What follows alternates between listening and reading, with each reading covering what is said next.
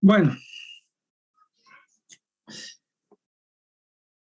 60 alumnos están participantes en el grupo en este momento. Bienvenido a esta gestión académica de la Universidad Gabriel Seno Moreno y felicidades por el último curso que están cursando, y muchos solamente llevando la materia de quinto año, otros quizás con algún arrastre, pero desde ya son de la promoción. Felicidades por la promoción 2022 que van a hacer ustedes. Yo soy doctor Grover Juan Aguilar Figueroa, docente de medicina interna para el grupo E2. Ya debía tener la referencia de mi persona. Antes de inscribirse siempre van preguntando quién es, cómo es, dónde trabaja. Yo soy médico internista, trabajo en el hospital Guaracachi de la Caja Petrolera, como médico internista y docente de la materia de medicina interna. Docente de medicina interna para el grupo E.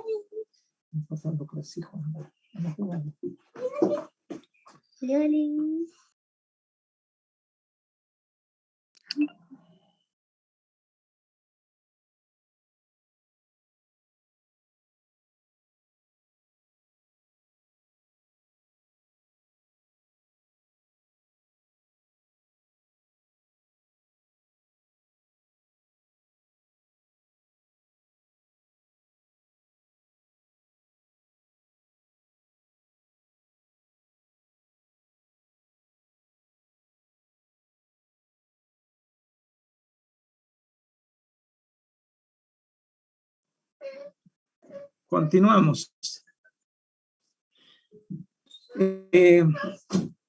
Entonces, les deseo mucho éxito este año para que puedan aprobar todas sus materias de quinto año y se vayan al internado, ¿no? El último esfuerzo que tienen que hacer con todas las materias que lleven parejo. Conmigo la medicina interna lo van a llevar en 4 módulos. El primer módulo, gastroenterología. Segundo módulo va a ser endocrinología. Tercero, reumatología. Y el último va a ser hematología. La evaluación de las teorías va a ser 15, 15, 15. Al módulo 15 van a sumar total de 60 puntos. Los otros 40 puntos va a ser para la parte práctica, que va a ser evaluación continua, temas avanzados en las prácticas hospitalarias. En el hospital vemos casos de pacientes y además exámenes cortos se van tomándose acumulativo allá en el hospital. Es decir, que si durante todo el año los exámenes cortos que van a dar, evaluaciones cortas llamaremos, lo van a dar sobre 40 puntos desde ya. Si van a dar 30 evaluaciones cortas, los 30 se suma y se divide sobre 30. Y la nota que sale, eso va a ser la parte práctica para la parte práctica que van a tener. Teoría 15, 15, 15, total 60 puntos y la práctica 40 puntos. Eso va a ser la forma de la evaluación. Los exámenes cortos que les voy a ir tomando de temas que se va avanzando, esos exámenes cortos es bien por una parte, ¿no? Porque de qué modos van a ir estudiando continuamente la materia. Los libros de referencia, libro de medicina interna, Fageras o Jason o cualquier otro libro de medicina interna. Prácticamente no nos tenemos que estar basándonos en una sola, ¿no? Hay que ir complementando de otras literaturas más, ¿no? Entonces, pero lo principal va a ser a base de ese libro. Así son Fageras, ¿no? Cecil, cualquiera de los libros de medicina interna sirve. Las prácticas hospitalarias se va a llevar a cabo en los Hospital Guaracachi, ya una vez teniendo avance de materia, vamos a programar para comenzar a hacer las prácticas, o quizás algunas también lo hagamos en la misma universidad. Hay un muñeco simulador que hay, ¿no? En uno de los ambientes. Si conseguimos horas en alternas en algunas veces, entonces lo vamos a hacer también ahí, para dar uso también a eso, ¿no? Espero que los 60, son 64 ya inscritos, parece, pero los inscritos reales deben ser uno menos, ¿no? Todos ya se han inscrito. ¿Qué grupos han abierto hasta ahorita? ¿Hay alguien que no está inscrito todavía en el grupo? No, no hay puertas abiertas, está, siempre y cuando lo legalizan su inscripción ustedes en la materia. ¿Cuántos alumnos serán, no? En los inscritos totales en medicina interna, ¿hay dos? Son 50 en todos los grupos, doctor. Sí, doctor, son 50. Son 50. Los otros 15 serían a la espera de supernumerarios todavía son, ¿no? Sí. Yo creo que la lista ya va a salir. ¿Han aperturado todos los grupos al mismo tiempo? ¿Cómo habrá sido, no? Abrieron 10 cupos por subgrupos, doctor, pero van a seguir abriendo cupos porque faltan que compañeros adicionen. Ya. A 10 por subgrupo abrieron en todos los grupos. A, B, C, D, E. ¿Sí? Sí, doctor. Ya. ¿O es que están esperando que se llene todavía del otro docente? Están esperando, doctor, luego van a abrir recién, de que se acabe eso. Bueno, pues era que abran de una vez, así el alumno que decida que se inscribía, ¿no? Donde quería, donde correspondía o no. Y si hay docente que no tiene alumno, bueno, por algo será, pues, debería ser así, ¿no? En mi modo, pero ya. Ya ustedes entonces 50 alumnos ya están entonces inscritos con medicina interna E2. Bueno, ¿alguna pregunta hasta ahora? Ninguna, ¿no? Sobre la evaluación, sobre el libro, sobre las prácticas. Las prácticas no traten de perder las evaluaciones. Evaluaciones perdidas son perdidas. Si no han dado, mi modo no se toma más. En la sumatoria tendrán un poco menos, ¿no? Claro, si no han ido a la práctica de un tema X, entonces no hay vueltas para volver a tomarles eso. Por eso va a ser acumulativo, no va a ser un solo examen. Puede ser el año pasado algo de 35 exámenes y más hemos evaluado. Exámenes cortos llamados, evaluaciones cortas. Sobre temas cortitas, temas avanzados, de tal tema se va a dar, evaluamos así. Continuamente se ha ido acumulándose la evaluación. ¿Ya? Bueno, no quisiera que perdamos más tiempo. Hoy por lo menos un cortito vamos a avanzar para poner esa noción de que sí pasamos ya clases y ya la materia. La verdad que muchas veces uno esperando que se junten, esperando que se habiliten otros montón de cosas, entonces esperamos y dilatamos una semana, 2 semanas, hasta 3 semanas se dilata muchas veces. ¿Sí o no? ¿Ya? El módulo que vamos a llevar entonces es de tema de gastroenterología, todas las patologías del esófago, estómago, intestino delgado, intestino grueso, páncreas, hígado, todo ese tema se va a tocar en este semestre, en este año, ¿no? Entonces, hoy vamos a comenzar con las patologías esofágicas que se van a presentar. Por tanto, el esófago, que es anatómicamente hablando, en la tercera porción del tubo digestivo sería, ¿no?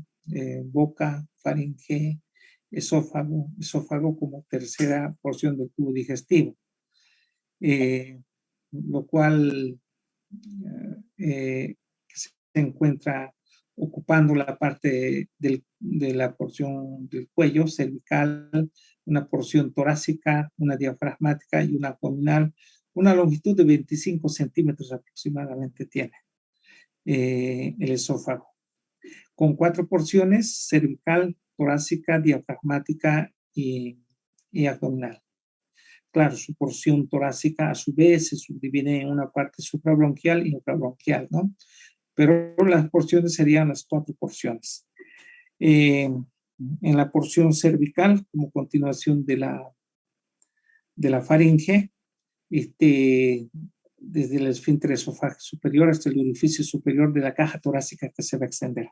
En esa porción cervical, según su posición, en relación hacia atrás va a estar, en relación va a entrar con la columna cervical, mientras hacia adelante va a entrar en relación con lo que es la laringe y la tráquea, ¿no? Lateralmente con el paquete vasculonervioso del cuello, ¿no? Que es la relación principal, la carótida primitiva, la arteria yugular, la arteria carótida primitiva, vena yugular interna y el nervio vago, que son las relaciones principales, pero además los lóbulos laterales del tiroides en su parte superior. La porción torácica del orificio superior del tórax, ¿no? Hasta el diafragma, que se extiende en 2 partes, una suprabronquial e infrabronquial. La suprabronquial va a tener relación diferente a la infrabronquial. En la suprabronquial, hacia atrás, la columna dorsal, en relación hacia adelante, sigue siendo la tráquea. A los lados, ¿no?, del paquete que mencionamos a nivel de la porción cervical, lo que estaría acompañando en parte va a ser la carótida, el nervio vago, ¿no? Pero sobre todo la pleura mediastínica de los pulmones y más allá de esta, la cara interna de los pulmones, ¿no? En la porción infrabronquial ya posterior, anterior, ya van variando. Detrás ya no va a ser la columna dorsal, sino por detrás de él la aorta torácica. Estaría interponiéndose entre la columna dorsal y el esófago, la aorta torácica se interpone. Mientras hacia adelante ya no hay tráquea, ¿no? Adelante ya sería lo que es el pericardio y el corazón.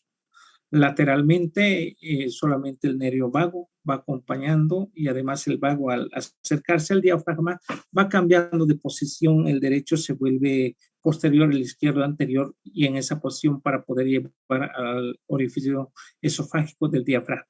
Más allá de esta, con la pleura mediastínica y la cara interna de los pulmones. En el diafragma, simplemente su relación, ¿no?, con el orificio esofágico del diafragma, y en esta parte con los nervios vagos, vago derecho por su parte posterior, vago izquierdo por su parte anterior, por su cara anterior, bajando está. Por último, la porción esofágica, que es por debajo del diafragma, 3 centímetros aproximadamente mide esta, ¿no? O sus relaciones hacia adelante va a entrar en relación, ¿no?, con la cara posterior del lóbulo izquierdo del hígado, por atrás con los pilares del diafragma, hacia el lado derecho, hacia el lado derecho va a entrar el lóbulo Spiegel, y al lado izquierdo con la tuberosidad mayor del estómago. Los esfínteres que va a tener el esófago va a ser un esfínter esofágico superior, otro esfínter esofágico inferior. En su parte histológica, el esófago es, sí, como todo tubo digestivo, formado por la mucosa, submucosa, muscular y la serosa, ¿no? La adventicia, que es la más periférica. La interna, la mucosa, va a estar formado por un epitelio plano, estratificado, no queratinizado. Ese sería entonces el tipo de epitelio que va a tener, plano, estratificado, no... Disculpe, doctor. Sí. Está cambiando su diapositiva porque siguen la de fisiología. No estoy cambiando todavía. Ah, ok. Ya, bueno, aún no estoy cambiando nada, ¿ya? El tipo de epitelio que en el esófago es el epitelio plano estratificado no queratinizado, cosa que es diferente en el estómago, va a ser un cilíndrico simple, ¿no? Entonces, por debajo de la mucosa está la submucosa formado por tejido conjuntivo denso no modelado, ¿no? Y debajo de esto la capa muscular con ya las características ya va variando. En su parte superior, ¿no? Va a ser un músculo estriado visceral, un músculo estriado pero de los involuntarios, mientras en el cesto, en la parte inferior va a ser músculo liso. Cuando clasificamos los músculos, hablamos músculo estriado, músculo liso, ¿no? Lo que son los estriados, a su vez, se subclasifica en visceral y otro en esquelético. Los esqueléticos son voluntarios, inserción ósea, y los viscerales son estriados viscerales involuntarios. En este grupo entraría lo que es la parte superior del músculo del esófago, como también el corazón entraría en este grupo, estriado involuntario. Bueno, y la más periférica ya la serosa, ¿no? La capa mucosa, que el epitelio plano estratificado no queratinizado, muy escasa la secreción, absorción, casi nada, ¿no? De la absorción, casi de la secreción, sí, es el epitelial secreción mucoso puede haber. Es un epitelio relativamente impermeable, que tiene pocas glándulas secretoras, ¿no? Epitelio, ya mencionamos, epitelio plano estratificado no queratinizado. Las funciones principales de este órgano del esófago, hay funciones motoras, consiste en transferir el contenido del bolo alimenticio desde la boca hasta el estómago, lo transfieren durante la deglución. Y por otra parte, también prevenir la comunicación comunicación libre de la boca hacia el esófago o como del estómago hacia el esófago. Entonces, en los momentos, en los intermedios donde no hay deglución, entonces va a estar cesado el esfínter esofágico superior, evitando de que el aire desde el ambiente externo de la boca ingrese hacia el estómago. O como también desde el estómago se salga el jugo gástrico hacia el duodeno y hacia afuera. También eso va a evitar.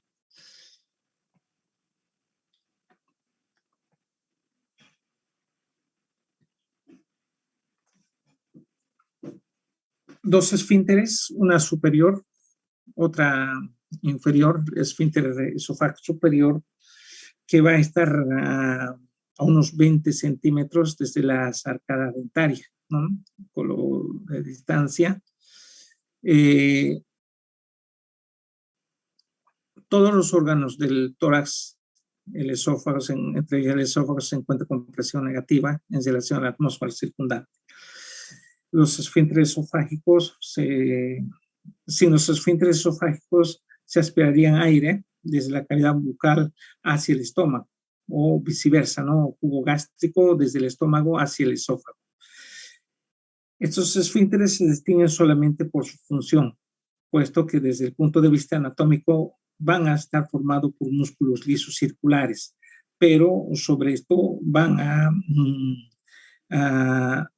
reforzar externamente en forma en forma mediata, no inmediata, ¿no? Un poco más alejado. Tanto el esfínter esofágico superiores como los inferiores van a estar reforzados por los músculos que están cerca. En la superior, el músculo cricofaringeo se forzaría, pero el esfínter solamente se forma por músculo liso. Los músculos cercanos a estos se forzarían, ¿no? a este orificio. Como lo que es el esfínter esofágico inferior, lo mismo, también lo va a reforzar lo que es el diafragma, o en el anillo diafragmático, o orificio diafragmático, ya que está esto. Bueno, Entonces, el esfínter esofágico superior a 20 centímetros y el inferior aproximadamente a 40-45 centímetros, no kilómetros, a 20 centímetros y a 40-45 centímetros. El uno es superior a 20 centímetros y el inferior a 40 centímetros de distancia. Desde los incisivos van a estar, ¿no? Reforzados por los músculos que mencionamos, cricofaríngula superior y para el inferior el diafragmático. La deglución desencadena normalmente la relajación del esfínter esofágico inferior. Una vez que el bolo alimenticio llega a la faringe, la primera relajación del esfínter esofágico superior ingresa dentro del esófago, el bolo alimenticio y el peristaltismo. Lo que va a llegar antes que el bolo, en lo que van a hacer es de que se relaje también el esfínter esofágico inferior.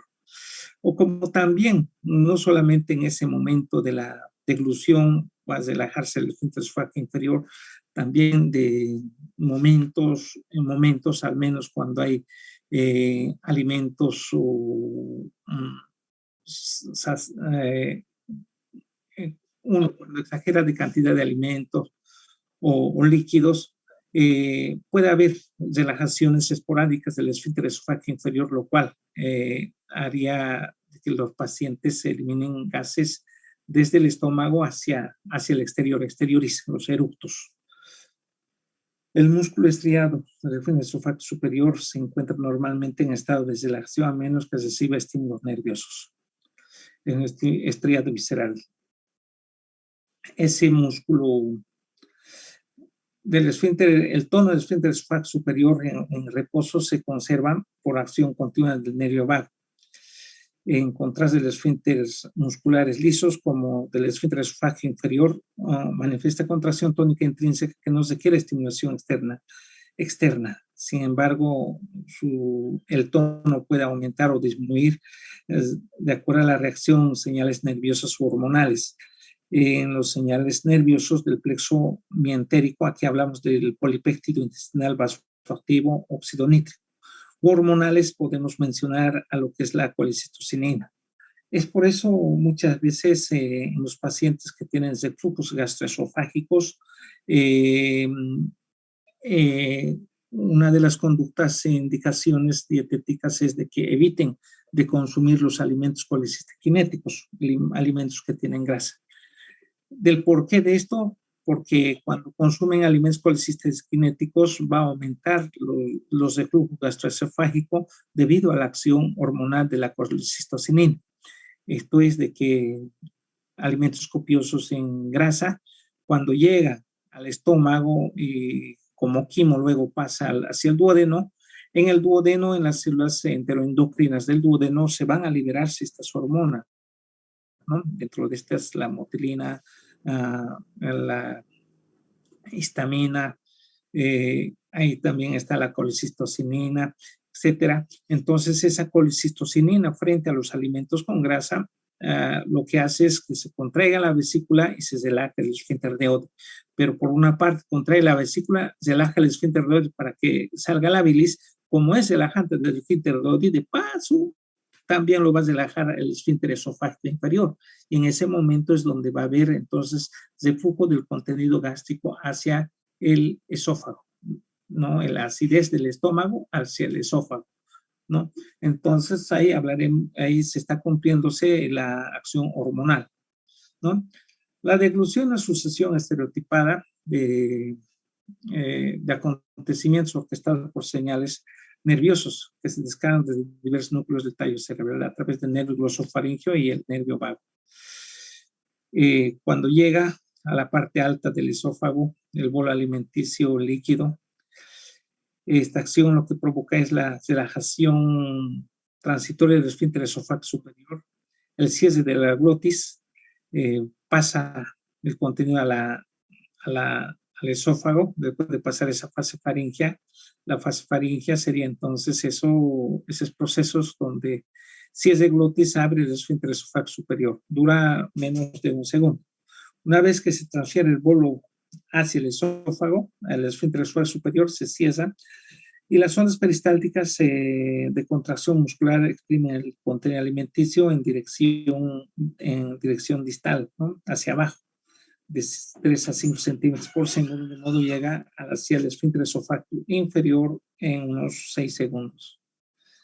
Dentro de 2 segundos sigue el principio de la deglución. El esfínter esofágico inferior se relaja, se conserva en estado hasta la onda peristal empuja el bolo hacia el estómago. Entonces, de esa manera va a transducir el bolo alimenticio desde la faringe hasta lo que es el estómago. Entre los criterios generales para valorar los trastornos del esófago, aún no se puede valorar directamente este órgano durante la exploración física, debido a la posición anatómica que está ubicado el esófago, ¿no? Dentro, a nivel cervical, ¿no? Está detrás de la tráquea, ¿no? No va a poder ver lo que es el esófago. A nivel del tórax está en el mediastino posterior, junto con los elementos anatómicos que forman parte del mediastino posterior, ¿no? Son 7 elementos que son del mediastino posterior. Ahí están el esófago, aorta torácica, vago derecho, vago izquierdo, vena ácidos mayor, vena ácidos menor y el conducto torácico. Junto con esto se entra entonces en el mediastino posterior. De hecho, se puede valorar la anatomía y la función del esófago con mayor facilidad que la anatomía y la función en cualquier otra parte del tubo digestivo. Entonces, exploración física del esófago difícilmente va a poder hacer. Solamente las manifestaciones clínicas de esto, si nos vamos a poder valorar las manifestaciones clínicas, exploración física no, pero el estudio, estudios complementarios sí nos van a ayudar a las manifestaciones más frecuentes. Tenemos la disfagia, dificultad para la deglución. No estoy hablando del dolor, sino de la dificultad de la deglución, que el bolo alimenticio no puede pasar, ¿no?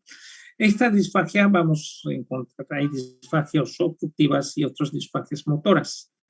En la obstructiva es cuando hay impedimento, ¿no? del paso del bolo alimenticio, ya sea por un cuerpo extraño que se haya quedado ahí, o por el estrechamiento del esófago, como puede suceder en las estrechez posterior a la ingesta de sustancias cáusticas, ¿no? Muchas veces por equivocación, casi muy raro, ¿no? Sino con fines de querer suicidarse. Mayormente la gente se toma lavandina, lavavajillas, lo que sea, ¿no? Se toma. Ese dato no provocará lesión alguna evidente, pero al pasar el tiempo, toda esa quemadura que ha sucedido va retrayéndose, va cicatrizándose, va disminuyendo la luz del esófago, ¿no? Y ahí entonces lo que va a provocar ese estrechez de la luz del esófago. Disfagia obstructiva, entonces el diámetro del esófago tendría que estar estrecha, a menos de 1.3 centímetros, ¿no? Disfagia obstructiva va a ser mucho más para los sólidos que para los líquidos, ¿no? Más dificultad para los sólidos que para el líquido. El otro, aparte de la disfagia, aunque la disfagia obstructiva puede ocurrir diversos trastornos benignos como estrechez, fibrosis, membranas, la mucosa es también presentación ordinaria de cáncer del esófago, ¿no? Algo que esté obstruyendo por motivo de un síntoma ominoso que se requiere valoración urgente.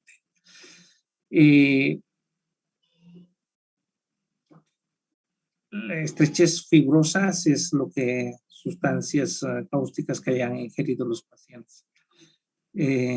Membranas mucosas, síndrome Bloom-Berbisson, ¿no? Que posteriormente vamos a hablar cómo se manifiestan estas en las alteraciones anatómicas que va a haber a nivel del esófago. Y la otra es la disfagia motora. Se produce cuando está mal coordinación de los acontecimientos sucesivos de la deglución de los músculos de la faringe y el esfínter, o el cuerpo del esófago no se relaja de manera apropiada para permitir el paso del bolo alimenticio. Este tipo de disfagia va a ser igual, tanto para sólidos como para líquidos, la dificultad que va a dar. Mientras lo que era disfagia obstructiva era más para sólidos que para líquidos. La disfagia motora va a ser igual para ambos. Otra manifestación, aparte de la disfagia, dificultad la deglución. Por otra parte, otra manifestación que vamos a encontrar va a ser el dolor. Dolor, una es la pirrosis, la otra es odinofagia. La pirrosis es el dolor subesternal o retroesternal tipo urente, tipo quemante. Eso va a ser la pirrosis. Esta es manifestación de los reflujos gastroesofágicos, cuando el contenido gástrico va a retroceder hacia arriba por relajación del esfínter esofágico inferior. Pirrosis, esa sensación de quemazón, ardor retroesternal que uno siente, ¿no? Ese como vinagreras, lo que se refiere al paciente que va de abajo hacia la faringe. Y la otra es la odinofagia, es el dolor desencadenado durante la deglución, por la deglución, acompañada por la inflamación esofágica causada por infecciones o agentes cáusticos, ¿no? Ya infecciones micóticas o quemaduras por cáusticos en el momento de que hayan ingerido, eso es lo que va a provocar. Algunos pacientes con trastorno de motilidad esofágica, como espasmo esofágico difuso, desarrollan malestar sugesternal en crisis paroxísticas que pueden permanecer dolor causado una isquemia cardíaca angina. Bueno, entonces en manifestaciones, una es disfagia y otra es dolor. Dolor se subdivide en pirrosis y otro es la odinofagia. Dolor al tragar, odinofagia. Ardor retroesternal, pirrosis. Dificultad para deglutir, la disfagia. Los estudios complementarios que va a ver es lo más común a nivel del esófago, es la endoscopía digestiva alta. Procedimiento de elección de la mayor parte de las enfermedades del esófago, de la mucosa esofágica, la endoscopía mediante el instrumento flexible. El endoscopio, con el endoscopio, entonces, cuando hay una disfagia, querer saber qué es lo que está provocando esa disfagia. Si hay estrechez o hay algún cuerpo extraño, etcétera, o cómo está la mucosa, las características de la mucosa. Entonces, por la endoscopía va a poder verse cómo está, por qué esa disfagia, en qué parte está la disfagia, la dificultad de la obstrucción. Otros estudios son el esofagograma. Esofagograma es la radiografía de tórax, la radiografía contrastada del esófago. Contrasta varitada, se le hace tomar y a medida que va progresando el contraste, entonces cada cierto tiempo se va sacando radiografía. Todo el contraste se va marcando, se va dibujándose. El esofagograma es parte del serie gastroduodenal sistema y ofrece información tanto de aspecto anatómico del esófago como respecto a la función motora. Prueba de Bernstein. A menudo la nanometría se combina con la prueba Bernstein, llamada también prueba de agitación esofágica del ácido. En una prueba se instala ácido clorhídrico 0,1 N, pH 1 equivalente, ¿no? En el esófago mediante el catéter de nanometría para determinar si hay presencia de ácido, reproducir los síntomas del paciente. Otros estudios son la resonancia magnética, la tomografía axial computarizada, ¿no? La pHmetría para ver el pH a nivel del esófago, cuánto está esto en caso de reflujos gastroesofágicos. Bueno, una vez ya comentando lo que son las generalidades, ahora vamos a entrar lo que corresponde a los trastornos esofágicos. Dentro de estos vamos a hablar de las anatomías, de las anomalías anatómicas, fístulas traqueoesofágicas, entre esto, anatomías vasculares, hernias hiatales, divertículos esofágicos, y después anillos y membranas, que vamos a hablar también en esta, y posteriormente trastornos de la motilidad. Bueno, en lo que corresponde a las anomalías anatómicas, las fístulas traqueoesofágicas, existen dos tipos de fístulas traqueoesofágicas. Una es adquirida, otra es congénita, ¿no? La fístula traqueoesofágica congénita, los recién nacidos nacen con esta anomalía, ¿no? Que va a representar esa manifestación va a aparecer al menos a los 4 a 12 semanas después del nacimiento. En 1 por cada 3.000 nacidos va a presentarse esto. La fístula es la comunicación que va a haber entre lo que es el esófago y la tráquea. Una comunicación entre sí va a ser. Y la manifestación que va a llevar en estos recién nacidos es la sensación de ahogamiento, tos, que es la manifestación principal, y la cianosis, ¿no? Y las neumonías como complicaciones posteriores que pueden llevar. Debido a que el deglute, la alimentación, la leche, el lactante que por el esófago va bajando, como hay un orificio de comunicación, parte de ese contenido alimenticio se va a pasar a la tráquea, y ahí comienza entonces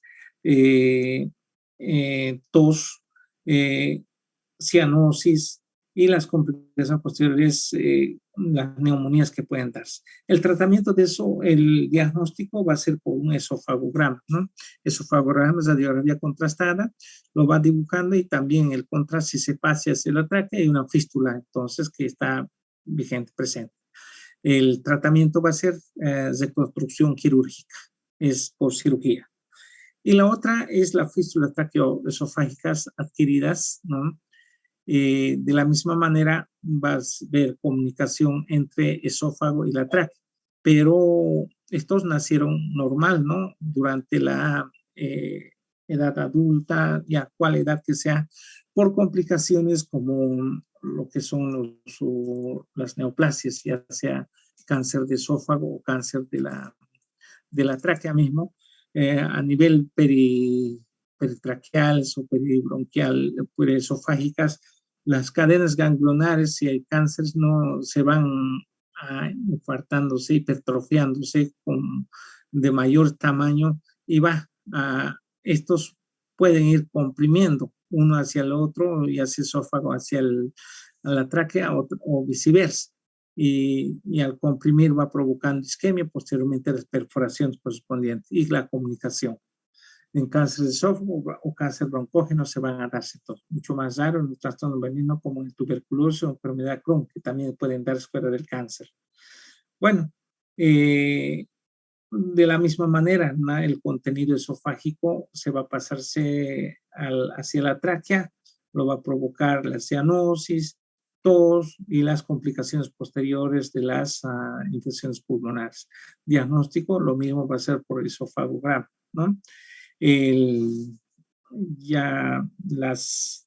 Mayormente, como estamos hablando de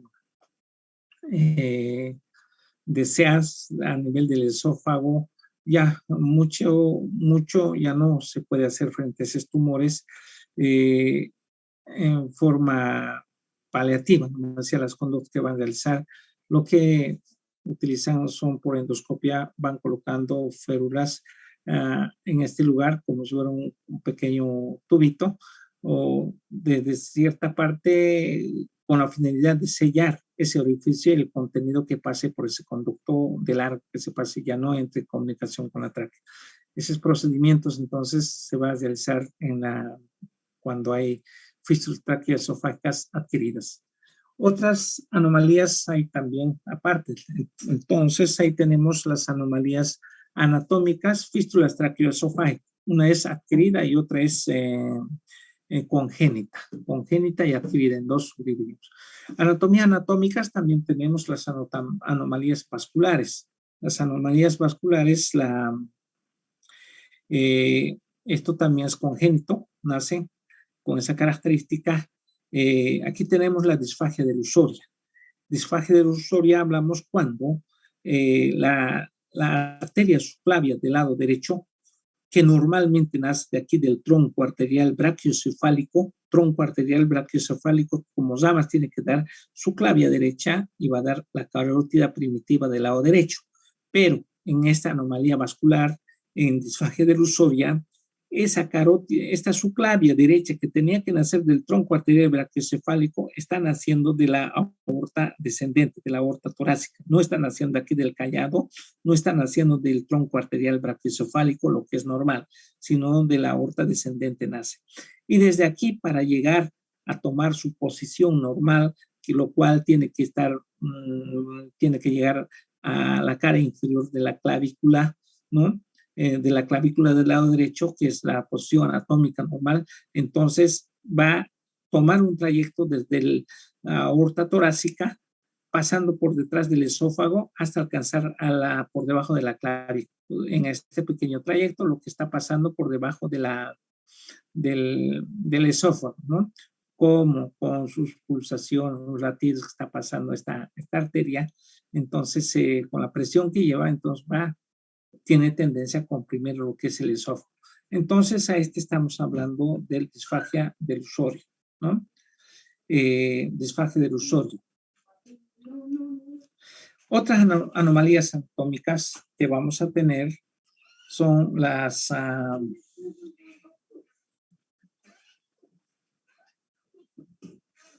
otras anomalías anatómicas son las hernias de hiato. Las hernias de hiato son dos hernias de hiato por deslizamiento y el otro paraesofágico. Las hernias de hiato va a ser el siguiente diapositiva voy a poner.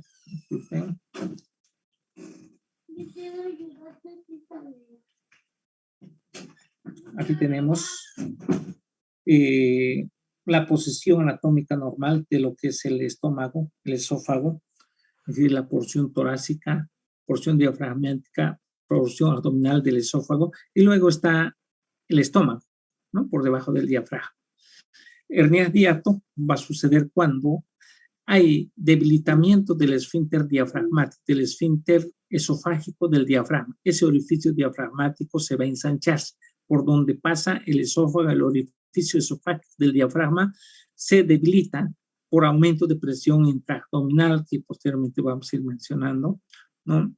Cuando hay ensanchamiento de ese orificio, entonces parte el esfínter esofágico inferior y parte del estómago, como están viendo acá, esfínter esofágico inferior y parte del estómago se sube al mediastino posterior, por encima del diafragma se va a meterse. A esto estamos hablando del hernia de hiato por deslizamiento. Hay dos hernias de hiato, ¿no? Hernia de hiato paraesofágico, hernia de hiato por deslizamiento. En este caso, el primer ejemplo que estamos dando, hernia de hiato por deslizamiento. ¿Cuándo sucede? Hay debilitamiento del esfínter esofágico inferior, hay debilitamiento del orificio esofágico del diafragma, entonces el esfínter esofágico inferior y parte del estómago por ese orificio ensanchado se van a meterse dentro del cavidad, dentro del mediastino posterior. A eso llamamos hernia de hiato por deslizamiento.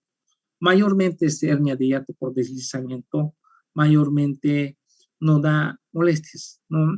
Mayormente son casi asintomáticos, no molestan, ¿no? Los hallazgos que se va a dar de hiato por deslizamiento va a ser por las endoscopías o la esofagograma, ¿no? Contrastadas, va a poder diagnosticarse. Entonces, y si además de meterse dentro de haber una hernia de hiato por deslizamiento, por debilitamiento de este orificio esofágico inferior, y además está dando, si es que dara dolor retroesternal urente, de flujo está produciendo, en este caso sí se va a separarse, no quirúrgicamente lo bajan, el esofágico inferior hacia su posición normal, y lo van a hacer una jareta en este anillo diafragmático del esófago, anillo esofágico del diafragma para disminuir y así evitar de que este contenido del estómago y el esfínter se suban así. Mayormente no se quiere tratamiento, pero si hay, además de haber reflujo, hay reflujo gastroesofágico, además de haber deslizamiento, en este caso sí tienen que separarlo, bajarlo y disminuir ese orificio. El otro hernia hiato paraesofágico. De la misma forma, hay ensanchamiento del anillo esofágico, el orificio esofágico del diafragma.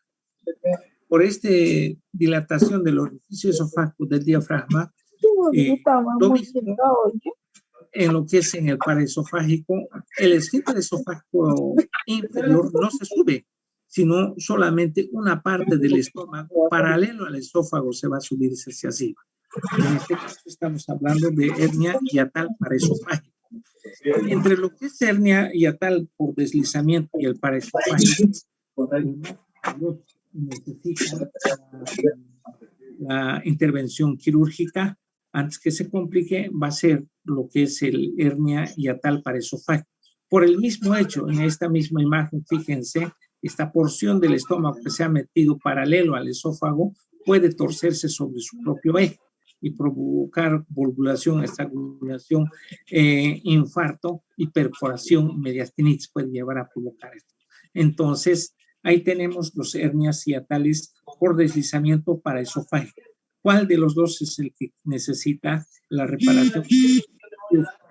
Entonces, lo que va a necesitar es la hernia hiatal paraesofágica. Esto sí, mientras por deslizamiento no se quiere mayormente, ¿no? Solamente va a requerir cuando exista debilitamiento del esfínter esofágico inferior, existe flujo gastroesofágico, pero en caso de no, entonces no se quiere.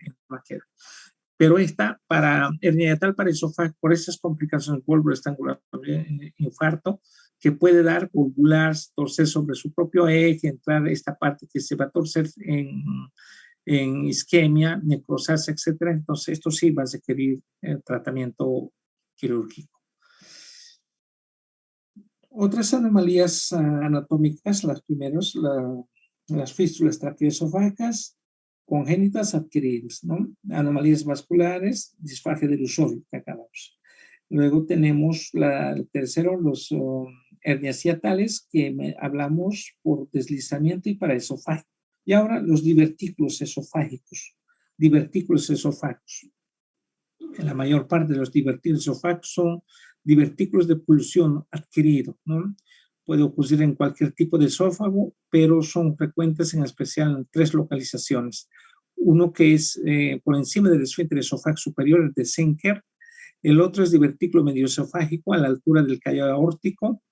Y el otro es divertículo epifrénico por arriba del esfínter esofágico inferior. Los divertículos son las protrucciones que se va a darse desde la luz del esófago hacia la periferia por aumento de presión en esta. En esto, en primer lugar, tenemos el divertículo de Zenker. En sí, el divertículo de Zenker no está necesariamente al medio del esfínter esofágico superior e inferior, sino está por encima del esfínter esofágico superior. Lo que está divertículo de Zenker más bien se va a darse por incoordinación, relajación retardada que se puede dar del esfínter esofágico superior. Entonces, el aumento de presión de la deglución a nivel de la laringofaringe que se va a darse, ese aumento de presión por falta de la relajación a tiempo del esfínter esofágico superior, entonces va a ir protruyéndose hacia atrás, hacia la pared posterior de la laringofaringe. Y ahí es donde va a formarse la herniación. ¿Cómo se está viendo acá, ¿no? En esta imagen, esfínter esofágico superior ahí puede estar, entonces esta porción es la laringofaringe, ya que la faringe tiene nasofaringe, bucofaringe, laringofaringe. Entonces, en la pared posterior de la laringofaringe, que es la pared más débil de esta laringofaringe, de esta porción de la faringe, va a formar una protrucción hacia atrás y se va, como una bolsita se va a formar. Aquí estamos hablando entonces de hernia del divertículo de Zenker. Y este lugar en el momento de oclusión parte de alimento puede pasar al esófago y parte puede quedarse en este divertículo de Schenker, ¿no? Lo cual va a dar la halitosis, mal olor, mal aliento a los pacientes permanentemente, puede dar ese que se va a entrar en putrefacción la comida en esa bolsa. Ahí tenemos entonces el divertículo de Schenker, ¿no? Sus conductas también van a ser quirúrgicas de acá. El otro divertículo es el medio esofágico. Divertículo medio esofágico están producidos a una portación desde el cicatriz de los ganglios traqueobronquiales, tuberculosos o neoplastas, ¿no? Otro divertículo epifrénico, ¿no? De la misma manera, a la altura del diafragma, vamos a presentar. Esos son los 3 tipos de divertículos que tenemos. Anillos y membranas, hay anillo de Chasky, ¿no? Y la otra que es las membranas esofágicas, síndrome Plummer-Bison. Anillo de Chasky, ¿no? Esto se produce a nivel de la unión del epitelio plano estratificado no queratinizado, que es de esófago, en transición cuando está entrando, convirtiéndose en epitelio cilíndrico simple, ¿no? En este lugar entonces va a aparecer ese anillo de Chasky. Anillos de Chasky suelen ser acompañados de las hernias hiatales por deslizamiento. No se ha podido aclarar su causa de este anillo de Chasky. Engrosamiento entonces va dándose, ¿no? Se produce a nivel de la unión escamosa cilíndrica y está revestida por lado del esófago por epitelio plano estratificado y por lado del estómago por epitelio cilíndrico simple. Los pacientes con anillo de Chasky suelen estar asintomáticos. En ciertas ocasiones, sin embargo, pueden clavarse un bolo alimenticio en este anillo y produce iniciación repentina de obstrucción esofágica, síndrome de restaurante de carne. Quizás se requiere endoscopía para desalojar el contenido del bolo que se atranca en este lugar. La condensación puede romper con facilidad el anillo, dilatar con dilatación mecánica para prevenir que ocurra otra manifestación de obstrucciones. Y otra es la membrana esofágica, síndrome Plummer-Bison.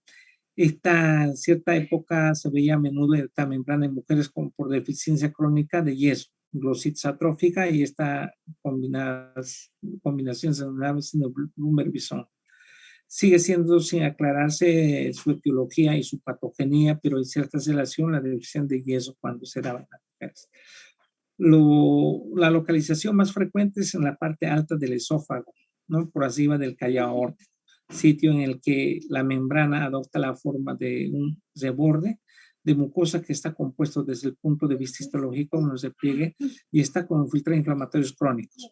Se trata de igual mediante dilatación. Bueno, entre lo que son los trastornos de motilidad esofágica, ocurren trastornos motores cuando se altera el patrón normal de las contracciones de la acción del cuerpo del esófago. Previa a esto, entonces, las alteraciones anatómicas, siendo compilación, fístulas traqueoesofágicas congénitas y adquiridas. Tenemos las alteraciones vasculares, que es el disfagia delusoria. Las hernias hiatales tenemos por deslizamiento y el paraesofágico. Divertículo esofágico, divertículo de Schenker, tenemos medio esofágico y el epifrénico. Los anillos y membranas, el anillo de Chasky y la membrana esofágica, síndrome Plummer-Bison. Vaya para allá. Ya. Estos trastornos producen 2 síntomas intermitentes, trastorno de motilidad, de manera característica la disfagia y dolor torácico. Entre estos trastornos de motilidad que pueden provocar, no sería los trastornos de motilidad esofágica, sería la esclerodermia. La esclerodermia es una enfermedad inmunológica caracterizada por la acumulación de fibras de colágeno, tanto en la piel como en las vísceras. En este caso estamos hablando del esófago, ¿no? Entonces en las paredes del esófago se va a acumular esas fibras de colágeno, lo cual a esta pared del esófago lo va volviendo como un tubo rígido, haciendo perder su peristaltismo. Eso, entonces ahí estamos hablando del trastorno de la motilidad del esófago, ¿no? Se identifican 3 anticuerpos en diagnóstico de esto, los antinucleares, anticentromerasa, antitopoisomerasa 1, ¿no? Entonces, ¿qué podemos hablar de la esclerodermia? Enfermedad inmunológica de causa desconocida, ¿no?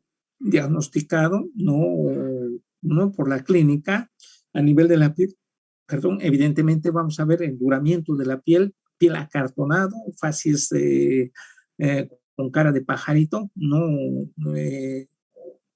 los labios, ¿no? Que se va endurando, que no pueden abrir los labios, como pajarito, ¿no? Como pico de pajarito se va volviendo, fase de pajarito, cara de pajarito por ese lado. Y la piel acartonada, endurecida, se va volviendo, ¿no?